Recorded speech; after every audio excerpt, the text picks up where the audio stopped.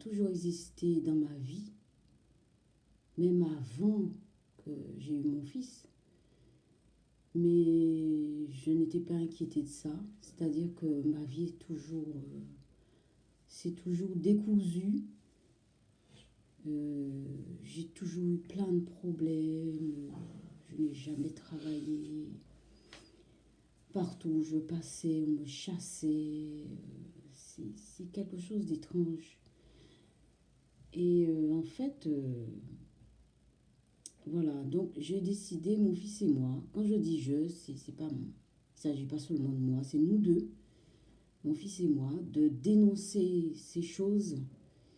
On va essayer de vous montrer, c'est-à-dire que, étant donné que ce sont des présences invisibles, des choses qu'on ne peut pas montrer en image, mais on peut montrer les effets. Du moins, on va vous parler des effets. Bon, c'est vrai qu'on peut interpréter. Vous avez aussi la liberté d'interpréter comme vous voulez. Mais on va vous dire vraiment ce qu'on ressent et vraiment ce qui se passe.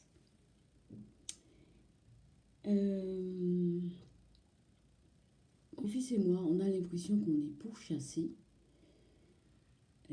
sans tomber dans la paranoïa. C'est-à-dire qu'on peut vous donner des preuves de... Par exemple, des choses se passent. Par exemple, je vais travailler. Pardon. Je vais travailler. Des choses se passent sur mon lieu de travail. Et les mêmes choses se répercutent là où mon fils se trouve. Dans un autre espace, c'est-à-dire qu'il est chez nous. Il y a une relation entre ce qui se passe sur mon lieu de travail et ce qui se passe chez lui au même moment. C'est assez bizarre. Bon, au début, j'ai eu peur, mon fils aussi. Mais maintenant, je peux vous dire que non. Je refuse ce genre de choses. Je refuse qu'on soit victime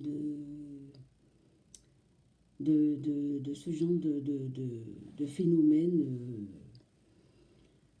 qu'on a décrit dans l'histoire, hein, qui existe partout. Mais je refuse ça. Ça existe réellement, ce genre de truc. C'est-à-dire que vous êtes victime, vous êtes pourchassé, vous n'avez rien fait à personne. Vous prenez rien des gens.